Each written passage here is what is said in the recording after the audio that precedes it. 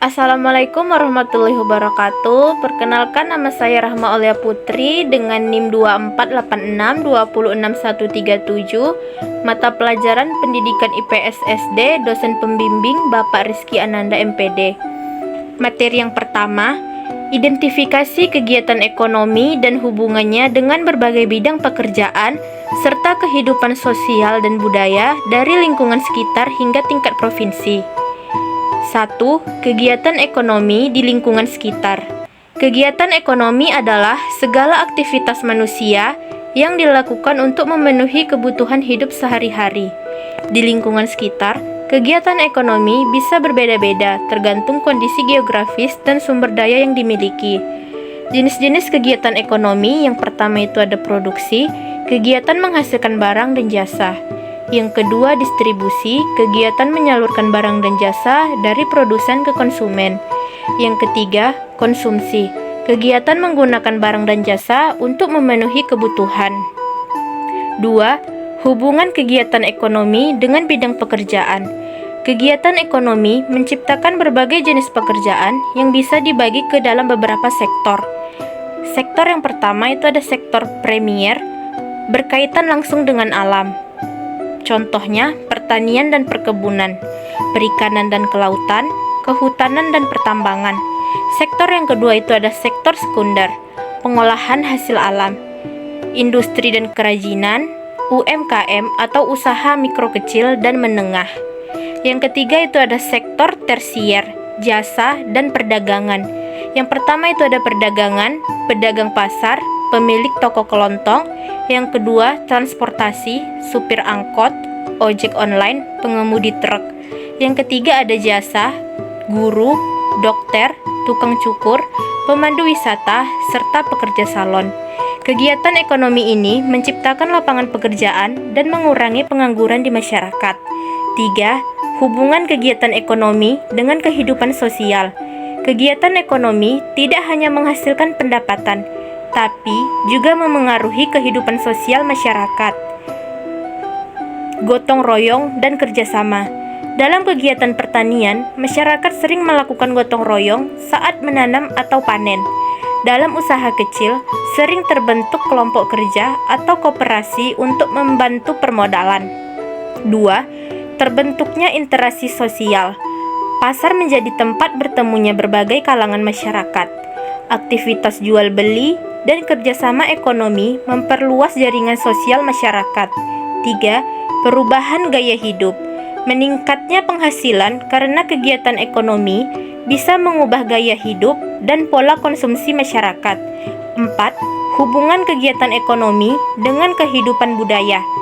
Budaya dan ekonomi saling berkaitan. Banyak kegiatan ekonomi yang lahir dari warisan budaya atau sebaliknya. Budaya berkembang dari kegiatan ekonomi. Yang pertama, produksi budaya sebagai kegiatan ekonomi. Kerajinan tradisional, contohnya seperti batik, tenun, ukiran kayu, dan anyaman bambu. Yang kedua, kuliner tradisional, contohnya makanan khas daerah seperti rendang, gudeg, atau pempek menjadi bagian dari usaha kuliner. 2. Tradisi dan upacara adat. Dalam masyarakat agraris seperti petani padi, masih ada tradisi selamatan panen atau upacara sedekah bumi yang berkaitan dengan kegiatan ekonomi. Nelayan memiliki tradisi larung sesaji sebagai bentuk syukur atas hasil laut. Yang ketiga, pariwisata budaya. Kegiatan ekonomi berbasis budaya seperti festival daerah, pertunjukan seni tradisional, dan wisata sejarah ikut membuka lapangan kerja dan meningkatkan pendapatan daerah. 5. Contoh hubungan kegiatan ekonomi di tingkat provinsi. Setiap provinsi di Indonesia memiliki karakteristik ekonomi dan budaya yang berbeda, tergantung sumber daya dan keunikan lokalnya. Contoh, Provinsi Jawa Tengah. Pertanian, produksi padi di Klaten, tembakau di Temanggung. Industri batik, Pekalongan dan Solo dikenal sebagai sentra batik nasional. Pariwisata budaya, Candi Borobudur di Magelang menjadi sumber ekonomi dari sektor pariwisata. Kerajinan gerabah di Kasongan, Yogyakarta atau wilayah berbatasan. Yang kedua, Provinsi Sumatera Barat. Di bidang kuliner, rendang, salah satu makanan terenak di dunia, menjadi daya tarik kuliner. Pariwisata, danau meninjau, dan budaya Minangkabau menarik wisatawan. UMKM, usaha rendang kemasan, dan bordir khas Minang mendukung ekonomi lokal. Materi yang kedua adalah mengidentifikasi kerajaan Hindu dan Buddha serta Islam di lingkungan daerah setempat serta pengaruhnya pada kehidupan masyarakat masa kini. Di daerah Bangkinang, Kabupaten Kampar, Riau, jejak kerajaan Hindu, Buddha, dan Islam dapat ditemukan dalam bentuk arsitektur, bahasa, dan tradisi. Kerajaan Hindu-Buddha seperti Sriwijaya dan Majapahit memiliki pengaruh pada sistem politik, ekonomi, dan sosial. Sedangkan kerajaan Islam seperti Demak dan Mataram membawa pengaruh dalam bidang keagamaan dan budaya. Pengaruh ini masih terasa dalam kehidupan masyarakat modern di daerah ini, terutama dalam seni, bahasa, dan tradisi. Kerajaan Hindu-Buddha dan pengaruhnya. Kerajaan Kutai, kerajaan Hindu tertua di Indonesia yang terletak di Kalimantan Timur. 1. Kerajaan Tarumanegara, kerajaan Hindu di Jawa Barat. 2. Kerajaan Sriwijaya, kerajaan maritim yang berpengaruh di Asia Tenggara dengan pengaruh pada bidang politik, ekonomi, dan budaya. Yang ketiga, kerajaan Majapahit, kerajaan maritim dengan pengaruh luas di Nusantara yang mempengaruhi bidang seni, ekonomi, dan politik. Pengaruhnya, seni dan arsitektur, peninggalan candi, relief, dan patung menunjukkan pengaruh Hindu-Buddha dalam seni. Sastra dan bahasa, penggunaan bahasa Sanskerta dan huruf Pallava dalam sastra dan aksara. Sistem kepercayaan, adanya sistem kasta dan kepercayaan terhadap dewa-dewa Hindu-Buddha. Sistem pemerintahan, adopsi sistem pemerintahan dari India di mana raja dianggap sebagai titisan dewa. Kerajaan Islam dan pengaruhnya. Yang pertama, Kerajaan Demak, kerajaan Islam pertama di Jawa yang merupakan pusat perdagangan dan penyebaran agama Islam.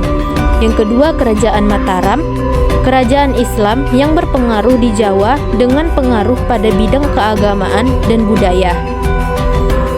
Pengaruhnya, keagamaan, penyebaran agama Islam, dan pembentukan masjid. Budaya, adopsi budaya Islam dalam seni, sastra, dan tradisi.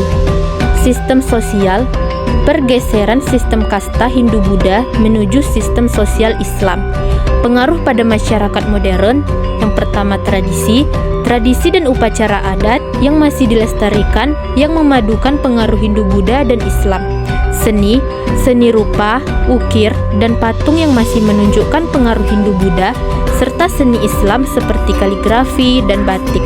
Bahasa, penggunaan bahasa daerah yang mengandung kosakata dari bahasa Sanskerta dan Arab, serta penggunaan aksara Melayu.